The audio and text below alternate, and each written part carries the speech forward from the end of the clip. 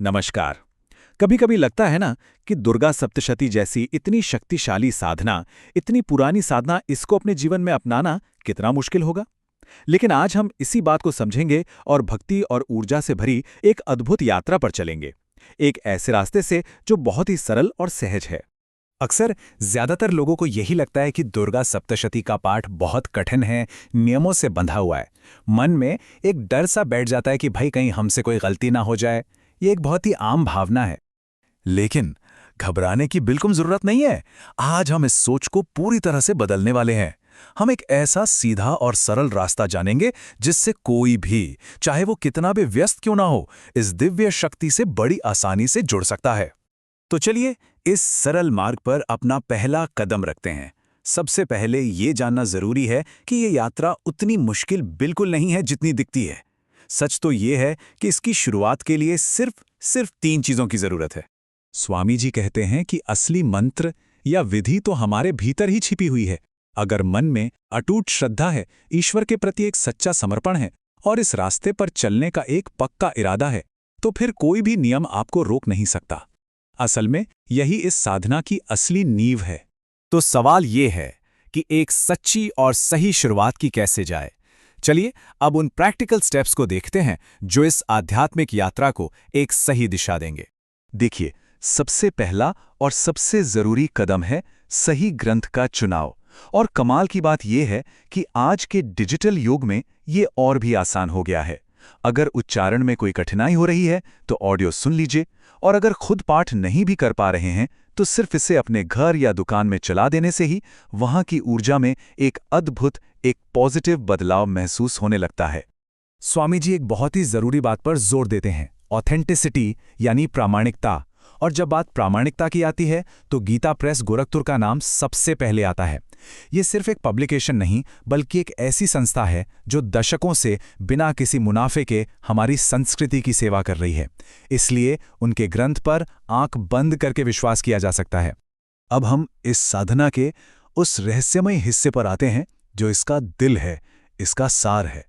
खासकर उन लोगों के लिए जिनके पास समय की बहुत कमी है, ये किसी वरदान से कम नहीं है। जरा कल्पना कीजिए एक ऐसी मास्टर की जो पूरी दुर्गा सप्तशती का ताला खोल दे। बस वही है सिद्ध कुंजिका स्तोत्र। ये कोई साधारण स्तोत्र नहीं है बल्कि स्वयं भगवान शिव के वो शब्द हैं जो उन्होंने मां पार्वती को कहे थे। सोचकर देखिए ये कितना शक्तिशाली होगा कि ये अकेले ही पूरे पाठ का फल दे सकता है। इस शक्तिशाली स्तोत्र और खासकर इसमें छिपे नवाण मंत्र का जाप करते समय एक बहुत ही सरल लेकिन गहरा नियम याद रखना है। आपका आसन, यानी जिस पर बैठकर आप पूजा करते हैं, वो आपकी अपनी ऊर्जा का एक तरह से बैंक बन जाता है। अब जैसे कोई अपना बैंक अकाउंट किसी से साझा नहीं करता, ठीक वैसे ही अपनी आध्यात्मिक ऊर्जा को भी सुरक्षित रखना है। न किसी को अपना आसन देना है और न ही किसी और का इस्तेमाल करना है। अच्छा, अब बात करते हैं कुछ ऐसी छोटी छोटी लेकिन बेहद जरूरी बातों की जो पूजा की ऊर्जा को कई गुना बढ़ा सकती हैं। ये वो छोटे छोटे बदलाव हैं जो बहुत बड़ा फर्क लाते हैं। पूजा में शुद्धता और एकाग्रता का बहुत महत्व होता है। पीतल, तांबे जैसे शुद्ध बर्तनों का इस्तेमाल करें जिनकी अपनी एक सकारात्मक ऊर्जा होती है। स्वदेशी धूप बत्ती जलाना सिर्फ एक परंपरा नहीं बल्कि हमारी संस्कृति की सेवा भी है।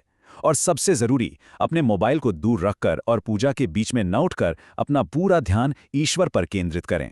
हाँ, और एक बात, शरीर को कष्ट देना साधना नहीं है, इसलिए उपवास भी अपनी क्षमता के अनुसार ही करना चाहिए। यहाँ एक बहुत ही दिलचस्प बात सामने आती है। कभी सोचा है कि पूजा में स्टील के बर्तन क्यों इस्तेमाल नहीं होते? स्वामी जी बताते हैं कि इसका एक वैज्ञानिक कारण है। स्टील कोई प्राकृतिक धातु नहीं है, ये एक मिश्रण है, मतलब एक एलॉय है।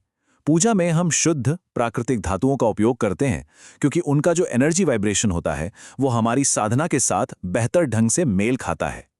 नियम और विधियां तो अपनी जगह हैं, पर असली विश्वास तो अनुभव से ही आता है। अब हम कुछ ऐसी सच्ची घटनाओं के बारे में जानेंगे जो दिखाती हैं कि यह साधना असल जिंदगी में कैसे चमत्कार कर सकती है। एक रात की बात है, स्वामी जी के पास एक फोन आता है। दूसरी तरफ एक ऐसी महिला थी जो जीवन से पूरी तरह हार चुकी थी। वो इतनी निराश थी कि उसने अपनी जिंदगी खत्म करने का फैसला कर लिया था। उस हताशा के पल में स्वामी जी ने उसे डांटा नहीं बल्कि एक उम्मीद की किरण दिखाई। उन्होंने सिर्फ एक बात कही, तुम बस सिद्ध कुंजिका स्तोत्र का पाठ करो। अगर तुम्हारा काम नहीं हुआ तो उसकी जिम्मेदारी मेरी। और नतीजा? नतीजा ये था कि आज वो एक महिला न सिर्फ जिंदा है बल्कि खुशी से अपना जीवन जी रही है। उसकी सारी समस्याएं, यहां तक कि संतान न होने का दुख भी दूर हो गया। एक जीवन का इस तरह बदलना सच्ची श्रद्धा की शक्ति का सबसे बड़ा प्रमाण है। एक और अद्भुत अनुभव आश्रम का है। अब नदी किनारे होने की वजह से वहां अक्सर जहरीले सांपों का खतरा बना रहता था। लेकिन जब सप्तशती अनुष्ठान से सिद्ध किए गए जल का छिड़काव पूरे आश्रम में किया गया तो मानो एक अदृश्य सुरक्षा कवच सा बन गया। उसके बाद सांपों का आना पूरी तरह बंद हो गया। ये कहानियां सिर्फ कहानियां नहीं हैं, ये इस बात का सबूत है कि सच्ची श्रद्धा और सही रास्ते में कितनी ज्यादा शक्ति है। और ये हमें सोचने पे मजबूर करती हैं कि अगर इतनी श्रद्धा, इतना समर्पण हम अपने जीवन में ले आएं तो हमारी अपनी भक्ति हमारे लिए कौन कौन से चमत्कार कर सकती है।